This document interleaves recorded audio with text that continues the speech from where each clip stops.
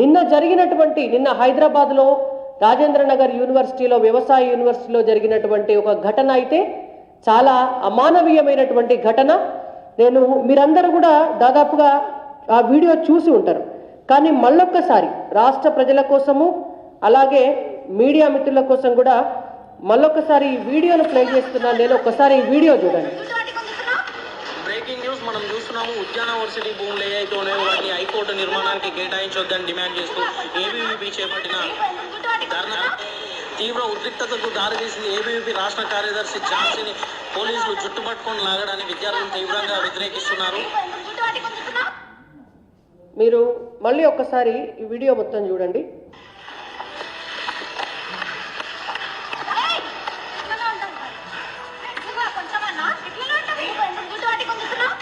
Breaking news మనం చూస్తున్నాము. ఉద్యాన వర్సిటీ భూములు ఏవైతే ఉన్నాయో వాటిని హైకోర్టు నిర్మాణానికి కేటాయించొద్దని డిమాండ్ చేస్తూ ఏబీవీపీ చేపట్టిన ధర్నా తీవ్ర ఉద్రిక్తతకు దారితీసింది. ఏబీవీపీ రాష్ట్ర కార్యదర్శి ఝాన్సీని పోలీసులు చుట్టుపట్టుకొని లాగడాన్ని విద్యార్థులు తీవ్రంగా వ్యతిరేకిస్తున్నారు.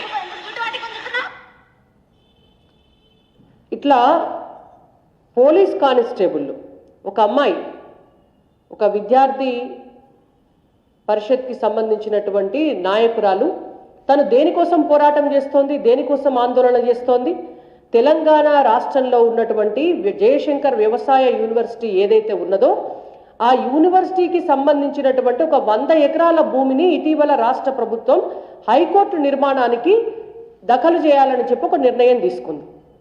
ఆ తీసుకున్న నిర్ణయాన్ని వ్యతిరేకిస్తూ యూనివర్సిటీకి చెందినటువంటి భూములు యూనివర్సిటీకే ఉండాలి, చదువుకున్నటువంటి పిల్లలకు ఆడ చదువుకునేటువంటి అవకాశం ఉండాలి.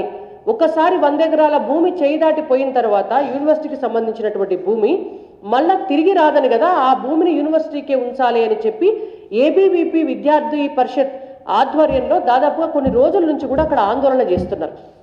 జయశంకర్ సార్ పేరు మీద పెట్టినటువంటి యూనివర్సిటీలా ఏ తెలంగాణ రాష్ట్రం వస్తే విద్యార్థులకు లాభం జరుగుతుందని, నిరుద్యోగులకు లాభం జరుగుతుందని, ఉద్యోగులకు లాభం జరుగుతుందని, తెలంగాణలో ఉన్నటువంటి రైతులు, మహిళలు, బడుగు బలహీన వర్గాలు బాగుపడతారని కోరుకొని జీవితకాలం కోరుకున్నటువంటి జయశంకర్ సార్ పేరు మీద పెట్టినటువంటి యూనివర్సిటీలో జయశంకర్ సార్ విగ్రహం ముంగడ కూర్చొని ఆందోళన చేస్తున్నటువంటి విద్యార్థులను అరెస్టులు చేసి చెల్లా చెదరు చేసి పాపం ఆ అమ్మాయి తప్పించుకొని పోతుంది.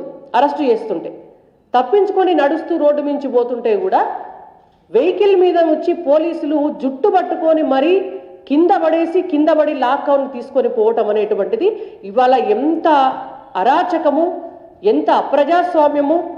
మరి పోలీసులకు ఏమన్నా కాంగ్రెస్ పార్టీ ప్రభుత్వము ఇట్లనే విద్యార్థులపైన దాడులు చేయమని చెప్పి వాళ్ళకేమన్నా హక్కులు ఇచ్చిందా? ఇవాళ భారతీయ జనతా పార్టీగా మేము అడుగుతున్నాం.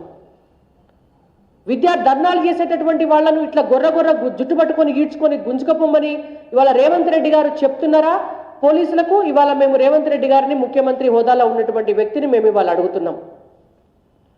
ఇదేనా మీరు పరిపాలించేటటువంటి పద్ధతి? అంటే ఇవాళ తెలంగాణ రాష్ట్రంలో ధర్నాలు చేయొద్దు, తెలంగాణ రాష్ట్రంలో ఆందోళనలు చేయొద్దు, తెలంగాణ రాష్ట్రంలో ఉద్యమాలు చేయొద్దు. ఉద్యమాలు చేసుకొని తెచ్చుకున్నటువంటి తెలంగాణలో గత 10 సంవత్సరాలుగానే అనేక అన్యాయాలు, అక్రమాలు జరిగినాయి, అందరి నోర్లు నొక్కేసిండ్రు అని మేం బాధపడుతుంటే ఇప్పుడు వచ్చినటువంటి కొత్త ప్రభుత్వము ఆ దొరకు 10 రెట్లు ఎక్కువ దొరస్వామ్యాన్ని చూపిస్తున్నారు. ఇవాళ వచ్చినటువంటి కొత్త ముఖ్యమంత్రి రేవంత్ రెడ్డి గారు ఈయన కూడా మరొక దొరలాగా బిహేవ్ చేస్తున్నాడు. నిన్న ఈ సంఘటన జరిగితే ఈ రోజు వరకు కూడా ముఖ్యమంత్రి హోదాలో ఉన్నటువంటి రేవంత్ రెడ్డి గారు ఎందుకు స్పందించలేదు అనేటువంటిది వాళ్ళ భారతీయ జనతా పార్టీగా మేము అడుగుతున్నాం.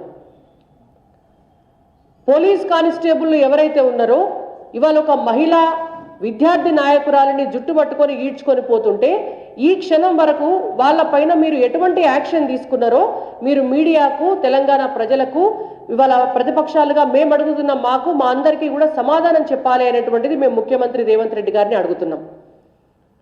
ఇక్కడ జరిగినటువంటి ఘటనను మనము అనేక రకాలుగా చూడొచ్చు. ఇవాళ మీరు విద్యార్థుల ఉద్యమం పైన ఉక్కుపాదం మోపుతున్నారు, ఇవాళ ఒక మహిళ పైన అన్యాయంగా అక్రమాలు చేస్తున్నారు. ఒక మహిళను జుట్టు పట్టుకొని ఈడ్చుకొని పోయేటటువంటి వ్యవస్థ తెలంగాణ రాష్ట్రంలో ఉన్నది అనంటే ఇవాళ మనం మహిళలకు ఇస్తున్నటువంటి గౌరవం ఏంటో మనం అర్థం చేసుకోవాలి.